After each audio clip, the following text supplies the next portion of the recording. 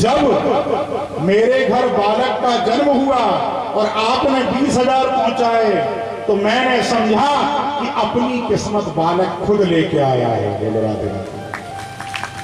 यानी कि अपना खर्च बालक भगवान की कृपा से खुद लेके, क्योंकि मुझे पैसों की जरूरत थी,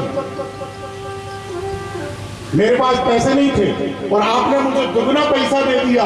मैंने समझा, मैंने ये मान लिया कि मेरे प्रभु को मेरी बड़ी चिंता है। मेरे घर बालक आया तो प्रभु ने मेरे पास 20,000 दुगना पहुंचा दिया बिना काम के। बोले लेकिन एक बात तो बता, तेरी माता की समाप्त हुई तब भी तो मैंने 5,000 पहुंचा, उसका क्या?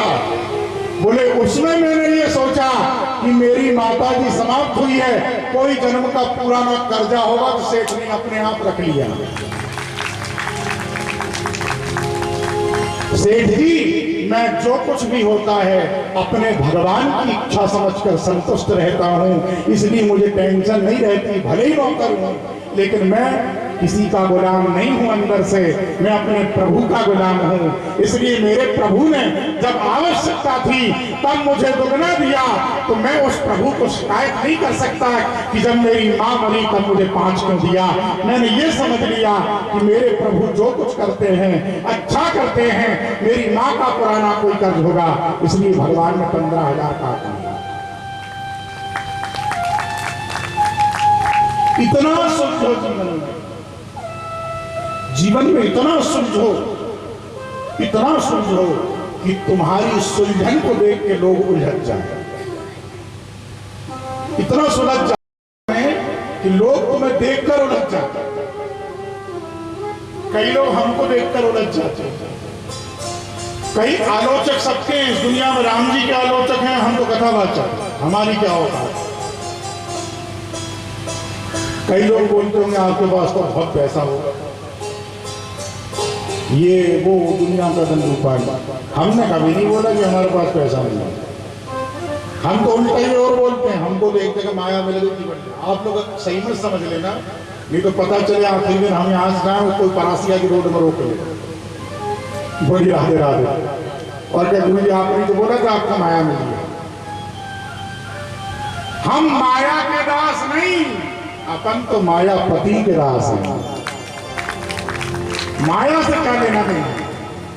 माया है मेरे पास लेकिन पति सहित है। और आप भटकते हो माया ही माया के पीछे। जीवन में कभी माया पति के पीछे भटक कर देखो, माया तो पीछे पीछे भागेगी तुम्हारी। हमसे एक ने पूछा आप नौकरी करते हैं? मैंने कहा बिल्कुल करते हैं। बोले किसकी करते हो? मैंने कहा सरकार की नौकरी करते हैं। बोले किस विभाग में हो? मैंने कहा सनातन धर्म प्रचार का विभाग। बोले ये कौन सा विभाग?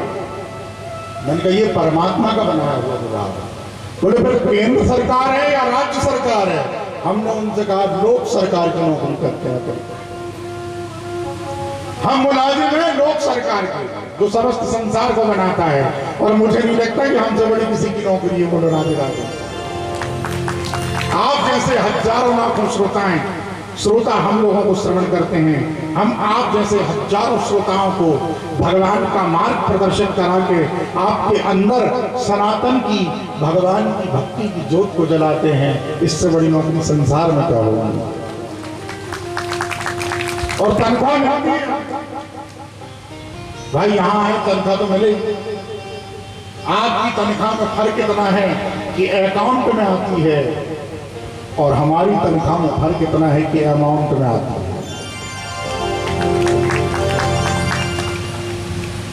है कि नहीं? अच्छा एक बार बताइए, दुनिया में कितना ही बड़ा अधिकारी हो, उसको कितने पैसा मिले? एक भी ऐसा अधिकारी बता दीजिए आपकी तनख्वाह चेक देने के बाद पैर बढ़ता हो, बता दीजिए है कोई? अरे राष्ट्रपति प्रधानमंत्री को भी तनख्वाह मिलती है, लेकिन तनख्वाह कितनी बड़े अधिकारी होते हैं, लेकिन आपको दे के कोई आशीर्वाद मांगेगा क्या? नहीं।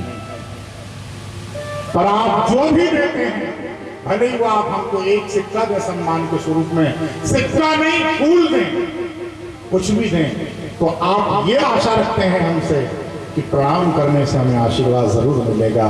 जीवन में कोई जो चीज कभी कोई असर नहीं कर सकती, जीवन में कोई दवा असर नहीं कर सकती, आपको एक बार सत्य बताऊं, वो जीवन में असर आशीर्वाद करता है जो कोई नहीं कर सकता। अजर अमर गुण निधि सुख हो, जानकी जी ने हनुमान जी को भी आशीर्वाद दिया। आपको एक बात आश्चर्य की बताता हूं, हनुमान जी महाराज के पास 8 सिद्धियां हैं, अणिमा, लघिमा, वरिमा, ईशत्व, वशत्व, पराक्रम, सब हैं, ध्यान से सुनिएगा। लेकिन हनुमान जी महाराज ने किसी को दी नहीं। दी क्या? नहीं दी। कब तक नहीं दी? जब तक जानकी जी से नहीं मिली, यानी अशोक वाटिका। हम शॉर्ट में आपको प्रसंग सुनाएंगे, कभी फिर कभी जीवन में परमात्मा मौका देंगे तो हनुमान जी महाराज की चरित्र बड़ी कथा चलेगी। जानकी जी से जब तक नहीं मिले तब तक हनुमान जी महाराज ने अपना खजाना बंद करके रखा था। अब इसका सबूत भी देखते हैं। तुलसीदास जी ने हनुमान चालीसा का निर्माण किया। तुलसीदास जी ने लिखी हनुमान चालीसा। तुलसीदास जी ने हनुमान चालीसा लिखी और हनुमान चालीसा में इस भेद को पूरा खोला। क्या कहा? अष्ट सिद्धि नवनिधि के दाता, अष्ट सिद्धि नवनिधि के दाता, असबर दीन जानकी माता, असबर दीन जानकी माता, राम रसायन तुम्हारे पासा, राम रसायन तुम्हारे पासा, राम रसायन, ये तो अपन ने बहुत किया। राम रसायन तुम्हारे पासा, राम रसायन तुम्हारे पासा, सदा रहो रघुपति के दासा, सदा रहो रघुपति के दासा। आगे क्या कहा? तुम्हारे भजन राम को पावे, तुम्हारे भजन राम को पावे, जन्म जन्म के दुख विसरावे, जन्म जन्म के दुख बिसरावे। जानकी जी ने दिया ये सब। ये जानकी जी का संवाद लिखा है गोसाई ने।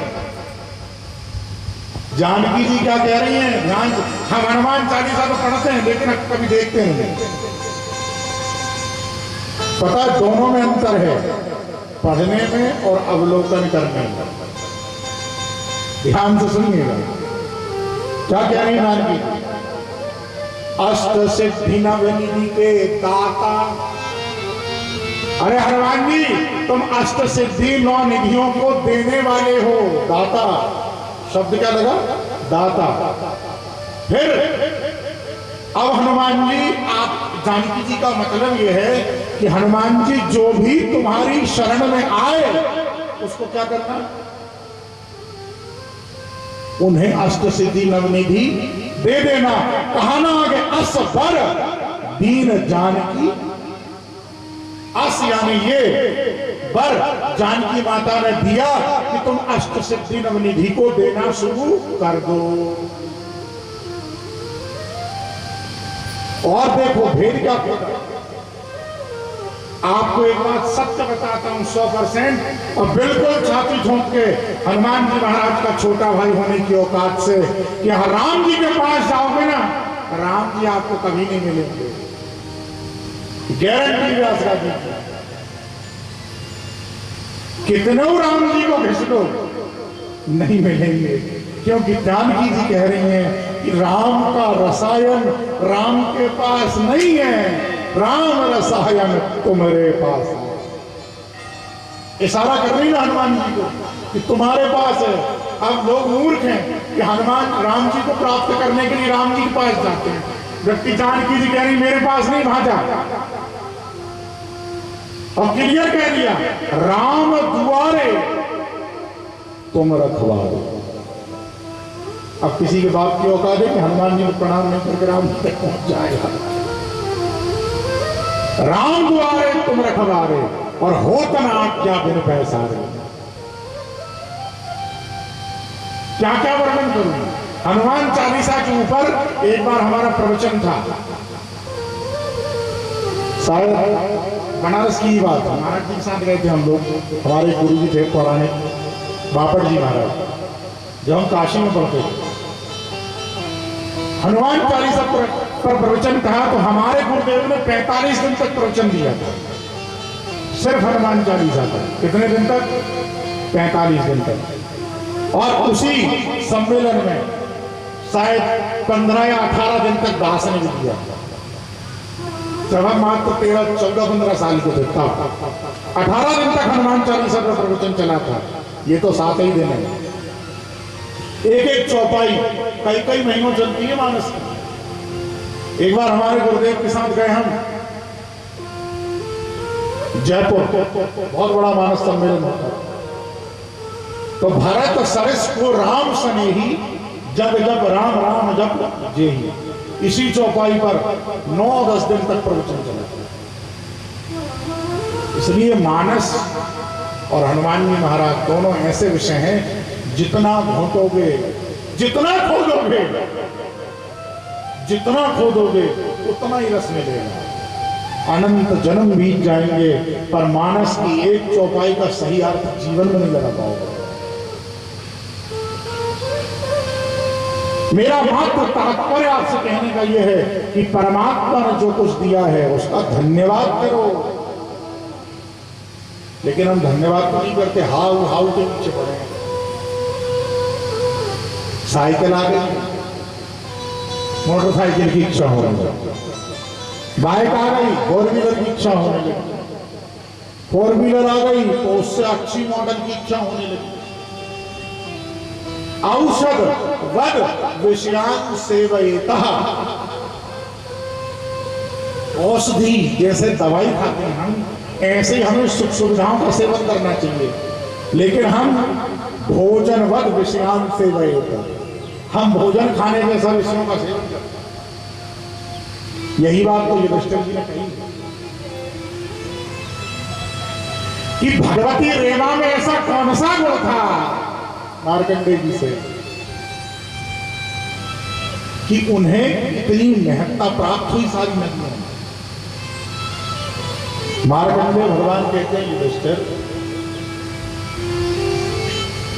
नर्मदा महारानी में 3 गुण महान है। ध्यान से सुनिएगा, नर्मदा मैया के 3 गुण महान गुण है जो साधारण जीव में प्राप्त, साधारण देवताओं में भी प्राप्त नहीं होते। पहला नर्मदा मैया का गुण सतत शिव नाम जपती। सतत का मतलब कंटिन्यू, लगातार शिव शिव शिव शिव शिव शिव शिव शिव शिव, हमेशा हमेशा भगवान शंकर का नाम उनकी मुंह पर होता। आप देखना नर्मदा मैया की प्रतिमा देखी होगी आपने, एक हाथ में नर्मदा मैया की शिवलिंग रखा है। शिवलिंग रखा है ना, एक हाथ में त्रिशूल है, एक में कलश, 4 हाथ है। पीछे के 2 हाथों में एक में नर्मदा जल का कलश, दूसरे में शिवलिंग, इस साइड वाले तीसरे में त्रिशूल और चौथे हाथ से आशीर्वाद दे रहे हैं। क्या कह रही है पता है? उनका मतलब क्या है? यहां से सुनिए, नर्मदा मैया के आयुधों का मतलब क्या है। जो जल का कलश है उससे नर्मदा मैया भक्तों को संकेत देती हैं कि मेरी शरण में आ जा, क्योंकि उसमें नर्मदा जल है।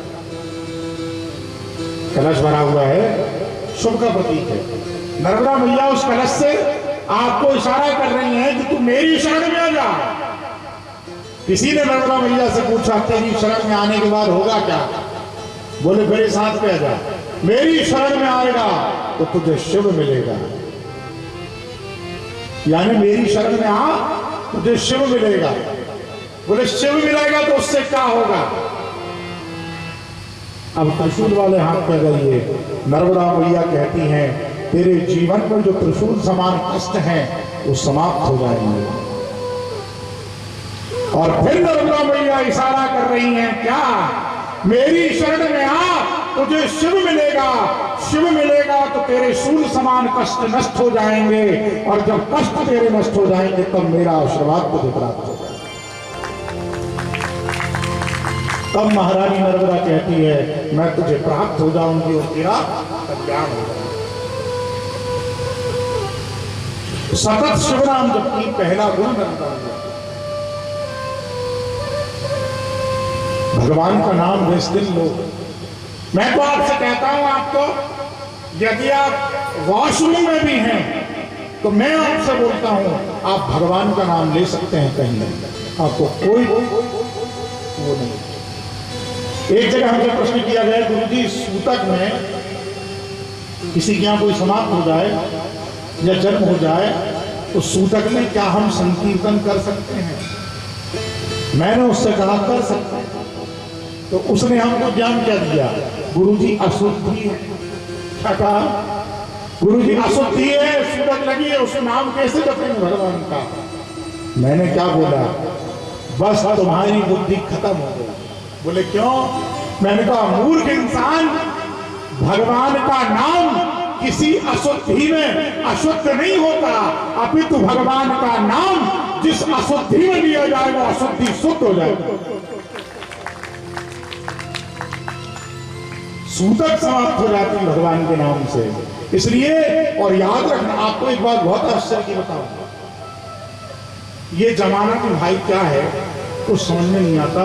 हमारी स्वयं की दादी ब्रह्मलीन हुई, हमने 13 ही दिन संकीर्तन किया, लेकिन कुछ रिश्तेदार होते ना जान देने वाले, कुछ बाहर वाले अरे ये क्या कर रहे हो, भगवान के नाम शोरगुल हो रहा है। हमने कहा तुम चुप रहो। गरुड़ पुराण में लिखा है मृतक होने के बाद घर में डेली शाम को 1 घंटे भगवान का नाम लेना चाहिए ताकि उस जीव की सदगति हो सके अंबुरी में। भगवान का नाम लेना किसी अवस्था में कोई मना नहीं कर सकता। मैं आपसे कहता हूं आप मन में भगवान का, हाँ ऐसा मत करना कि आप वॉशरूम में और मन चिल्ला रहे हैं, ऐसे चिल्ला के नहीं लेना है। मन में राम नाम का सुमिरन कर सकते हो आप, शिव का सुमिरन कर सकते हो आप, नर्मदा मैया का सुमिरन कर सकते हो आप, क्योंकि मुझे लगता है उस अवस्था को भी भगवान का नाम पवित्र कर देता है, क्योंकि भगवान के नाम में ये शक्ति है। इसलिए नर्मदा मैया सतत शिव नाम जपती है, और नाम में तो साफ बहुत ताकत है भगवान के। क्यों? नाम प्रभाव जान शिव जी को, काल भूत बल दीन्या को। कलयुग समझ आन नहीं जो नर कर विश्वास, गाय राम गुण गण मंत भवतर गुनहि प्रयास। कलयुग जोग जग नहीं जाना, एक आधार राम गुण गाना। कलयुग केवल हरि गुण गाहा, गावत नर पावई भव था। भगवान का नाम कवि कहता है अरे हो गए भव से पार लेकर नाम तेरा, हो गए भव से पार लेकर नाम तेरा, हो गए भव से पार लेकर नाम तेरा, हो गए भव से पार लेकर नाम तेरा। नाम तेरा हरि नाम तेरा, नाम तेरा प्रभु नाम तेरा, नाम तेरा प्रभु नाम तेरा, हो गए भव से पार लेकर नाम तेरा, हो गए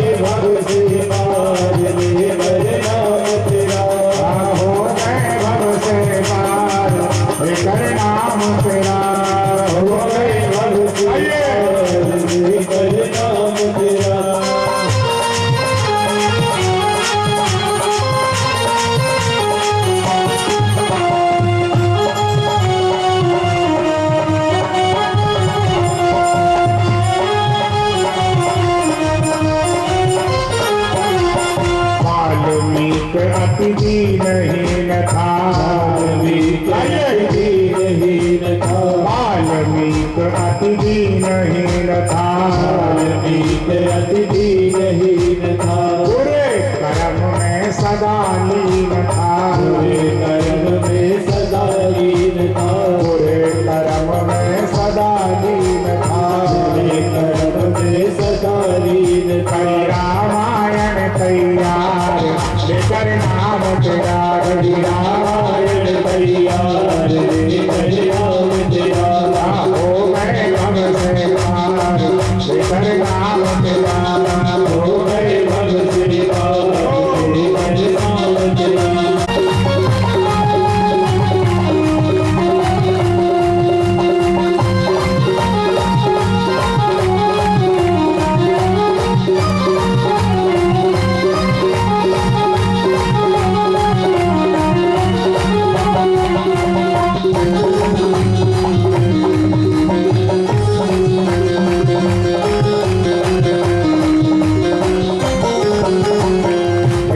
नील जाति के वानर नल नील जाति के वानर।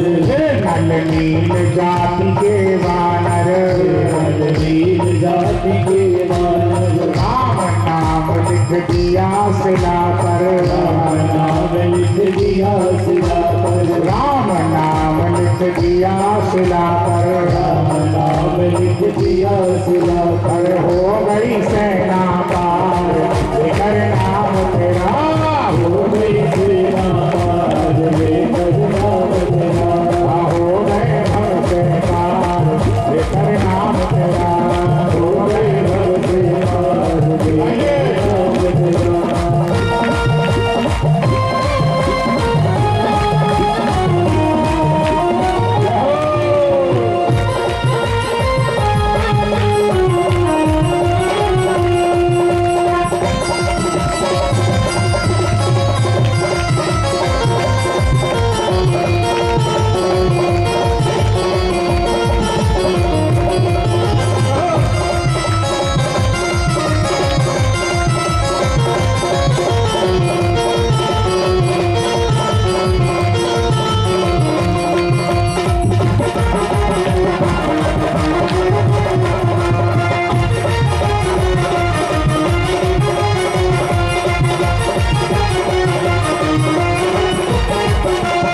हरी सभा में द्रुपद दुलारी। सभा में द्रुपद दुलारी। द्रौपदी के ऊपर जब कष्ट आया तो भरी सभा में भगवान कृष्ण को पुकारा। हे द्वारिकाधीश मेरी लाज बचा। हरी सभा में द्रुपद दुलारी। हरी सभा में द्रुपद दुलारी। कृष्ण द्वारिका नाथ पुकारी। द्वारिका नाथ पुकारी। कृष्ण द्वारिका नाथ पुकारी। द्वारिका नाथ पुकारी। बढ़ गया तीर अपार लेकर नाम तेरा। बढ़ गया तीर अपार लेकर नाम तेरा। बढ़ गया तीर अपार लेकर नाम तेरा। बढ़ गया तीर अपार लेकर नाम तेरा। हो गए भव से पार लेकर नाम तेरा। हो गए भव से पार लेकर नाम तेरा। नाम तेरा हरि नाम तेरा। नाम तेरा हरि नाम तेरा। नाम तेरा प्रभु नाम तेरा। नाम तेरा प्रभु नाम तेरा। हो गए भव से पार लेकर नाम तेरा। हो गए भव से पार लेकर नाम तेरा। हो गए भव से पार लेकर नाम तेरा।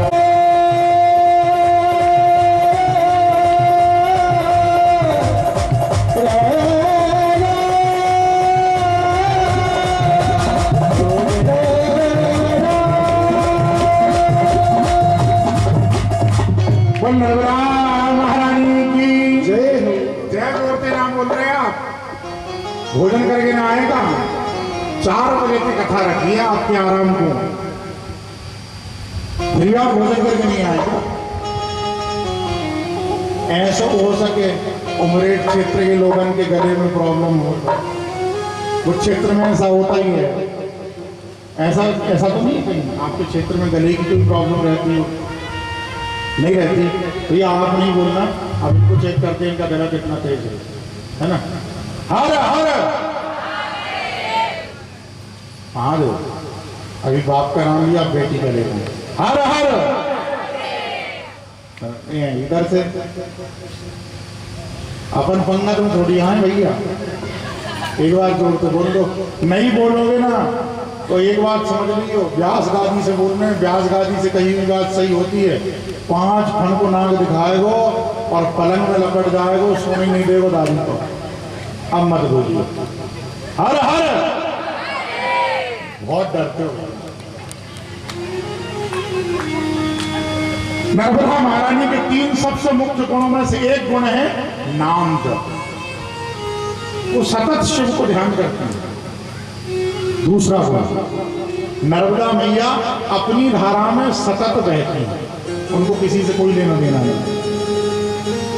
और तीसरा सबसे बड़ा गुण आपको बताऊं, नर्मदा मैया परम स्वाभिमानी है। नर्मदा मैया बराबर स्वाभिमानी कोई नहीं। हम नर्मदा महारानी की प्रेम कथा कल श्रवण कराएंगे, कल ही यहाँ तक मौका रहा तो आज अंतिम में कि नर्मदा जी उल्टी क्यों बही, मैंने आपको बताया था। स्वाभिमान अखंड कूट कूट के भरा है, इसलिए भरा है कूट कूट के क्योंकि ब्रह्मचारिणी है, ब्रह्म तेज संपन्न है। और भगवती रेवा का ललाट ऐसे चमकता है जैसे करोड़ों सूर्योदय हो गए। आपको मालूम है नर्मदा महारानी से विवाह करने के लिए शंकर की कई लोगों ने तपस्या की, कई देवताओं ने, कई दानवों ने, लेकिन नर्मदा मैया नहीं अखंड स्वाभिमान। जीवन में हमेशा नर्मदा मैया सिखाती हैं स्वाभिमान हर एक व्यक्ति में होना चाहिए। स्वाभिमान और अभिमान में क्या अंतर है? छोटा सा। स्वाभिमान का मतलब होता है ये मैं कर सकता हूं, और अभिमान का मतलब होता है ये मैं ही कर सकता हूं। बस ये मैं कर सकता हूं, ये सब में होना चाहिए, पर ये किसी में नहीं होना चाहिए कि ये मैं ही कर सकता हूं, बस स्पेशल मैं ही बना। एक बात बहुत काम की बताता हूं, याद रखिएगा मेरी इस बात को। हम तो चले जाएंगे 26 को, लेकिन याद रखना ये कुछ सूत्रात्मक बातें जो मेहनत करके मैं आपको दे रहा हूं। कथा सुनाना तो सहज बात है, पर कथा के साथ आपको जगाना ये कठिन बात है। कथा में क्या है? आप नर्मदा पुराण पढ़ लेंगे, आप कर लेंगे, कहानी तो है, पर कहानी का मतलब क्या है? नर्मदा मैया हमें सिखा क्या रही हैं, बता क्या रही हैं, ये महत्व रखता है। एक चीज मेरी हमेशा ध्यान रखना, जो मैं बोलने जा रहा हूं अच्छी लगे तो जरूर समझना उसको। जो बाहर की सुनता है, नर्मदा मैया कोई बाहर की नहीं सुनती, अपनी सुनती। जो बाहर की सुनता है बिखर जाता है, जो बाहर की सुनता है बिखर जाता है, जो अंदर की सुनता है निखर जाता है। जो बाहर की सुनता है बिखर जाता है, जो अंदर की सुनता है निखर जाता है। बस यही अंतर है और नदियों में और नर्मदा मैया में। युधिष्ठिर ने कहा कि महाराज कल आप हमें नर्मदा मैया के नाम की महत्ता बता रहे थे, आपने ये कहा था कि नर्मदा मैया के 15 नाम हैं, वैसे तो 1000 नाम हैं, 15 प्रमुख हैं, जिनमें से कुछ नामों की परिभाषा आपने कल श्रवण कराई। और नाम क्या है नर्मदा मैया? तो सबसे पहला भगवती रेवा का नाम था त्रिकूटा। क्या नाम था?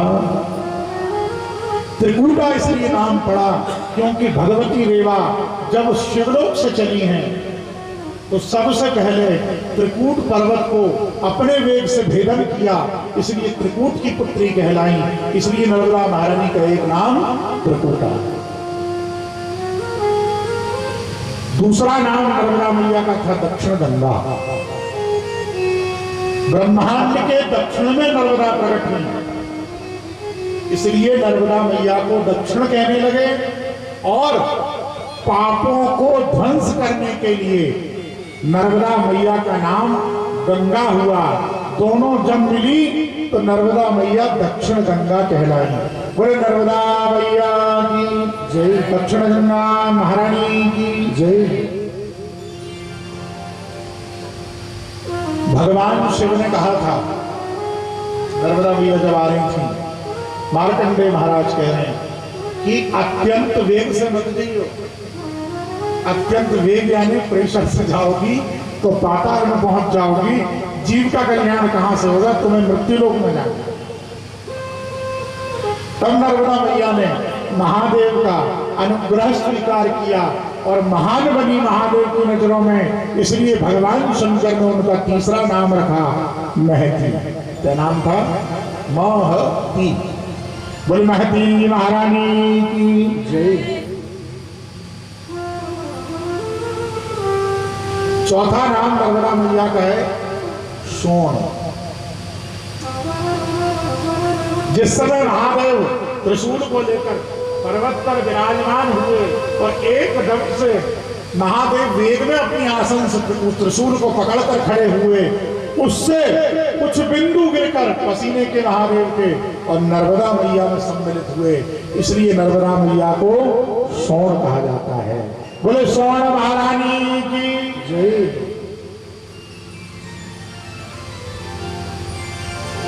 कितने नाम होंगे? 4। अरे वाह, एक बार ताली बजा भैया श्रोताओं के लिए, बड़े ध्यान से हमारी माता मैंने सुना। हाँ बजा दो ताली। अपने लिए बोला तो बड़े जोर जोर से बजा दो। ऐसे बोलता हूँ कीर्तन बजाने की तब नहीं बजाते। मैंने बोला श्रोताओं के लिए ताली बजा दो तो गड़गड़ा नहीं लगेगा।